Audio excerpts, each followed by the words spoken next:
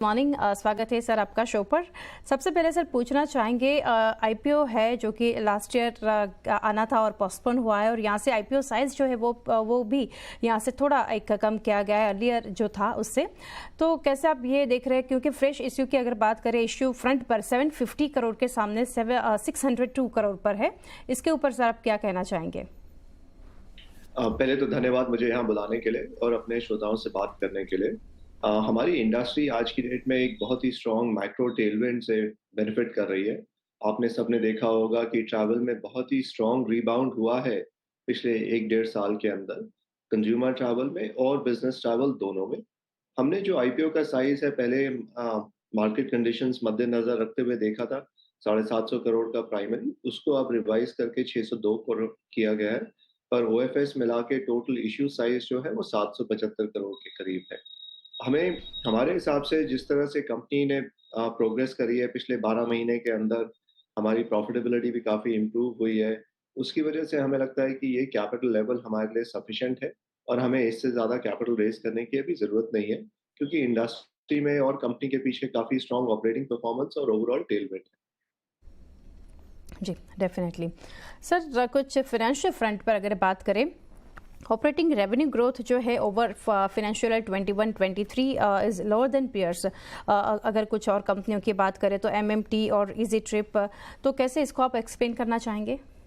इसमें अगर आप एक चीज़ देखें, हमारा बिज़नेस जो है वो काफ़ी हद तक कॉर्पोरेट ट्रैवल से आता है। कॉर्पोरेट ट्रैवल माने जो कंपनीज़ अपना ट्रैवल स्पेंड करती हैं बिज़नेस ट्रैवल के ऊपर। ये काफ़ी कंसिस्टेंट ट्रैवल पैटर्न होता है।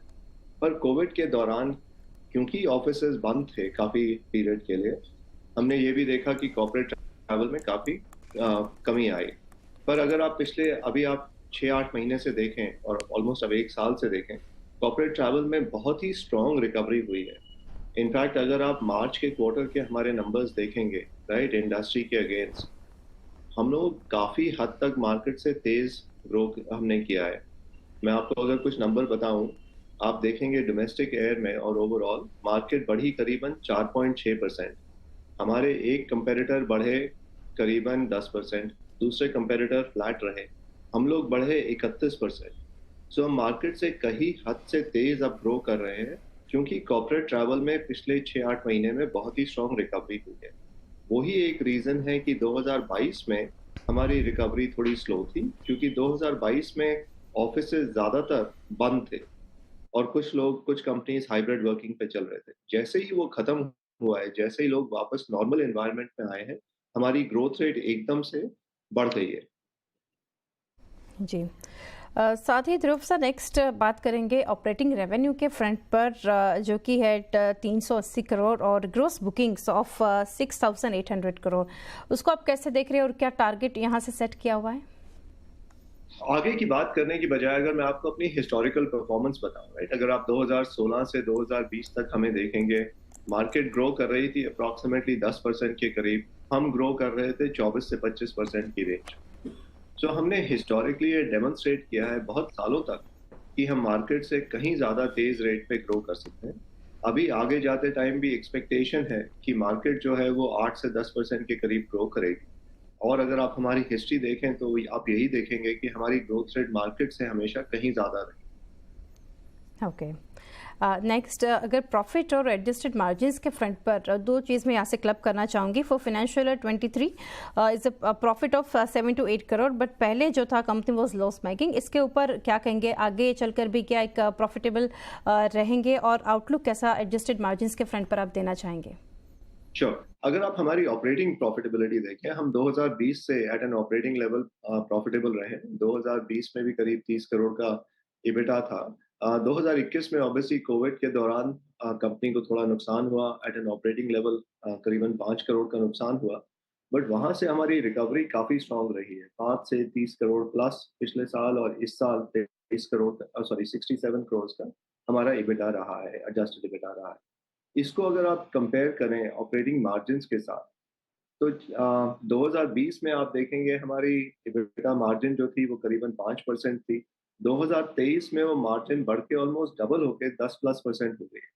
सो बिजनेस में बहुत ही स्ट्रांग ऑपरेटिंग लेवरेज आ रही है अब, क्योंकि ज़्यादा से ज़्यादा लोग टेक्नोलॉजी अडॉप्ट कर रहे हैं।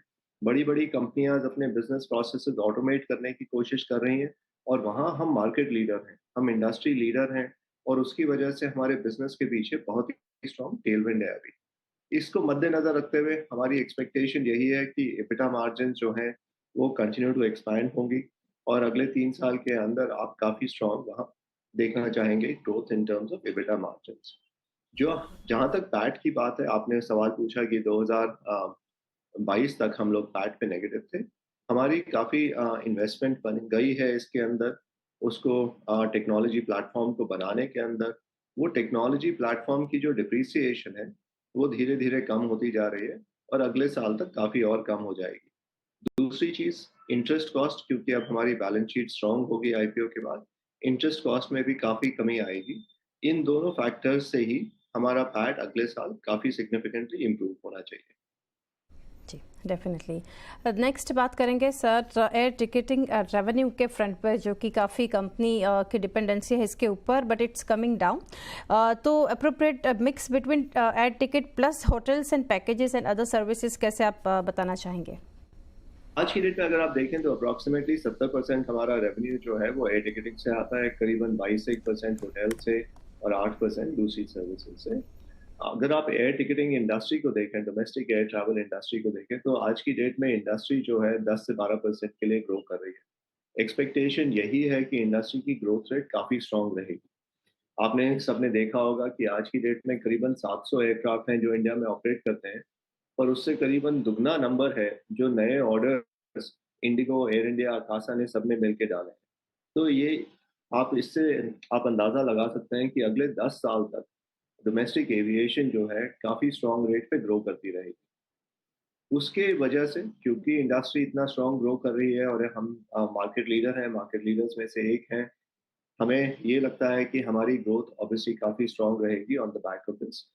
होटल्स होटल्स हमारा बेस आज की डेट में काफ़ी इम्प्रूव हो रहा है, काफ़ी स्ट्रांगली ग्रो हो रहा है, तो उससे जो मिक्स होगा वो थोड़ा होटल्स के फेवर में मूव होता रहेगा। पर एयर जो है वो एयर मार्जिन भी काफ़ी ग्रो करती रहेगी फास्ट रेट पे। तो आज की डेट में हम ऐसे एक सिचुएशन में हैं एज अ कंपनी, जहां हमारे सारे बिजनेसेस, चाहे वो एयर हो या होटल हो, चाहे वो बिजनेस ट्रैवल हो या कंज्यूमर ट्रैवल हो, सारे के सारे एक बहुत ही अच्छे रेट पे ग्रो कर रहे हैं। सो ये एक बहुत ही अपॉर्चुन टाइम है यात्रा के लिए और इंडस्ट्री के लिए, जहां सब तरफ से ग्रोथ रेट हमें सपोर्ट कर रही है। जी, और ध्रुव सर, लास्टली जानना चाहूँगी कुछ comments on merger and acquisition, क्योंकि जो पहले एबिक्स कैश के साथ था, जो कि सब्सिक्वेंटली टर्मिनेट किया गया था, तो आगे कुछ और कंपनी की योजना है इसके ऊपर, कुछ मर्जर के ऊपर?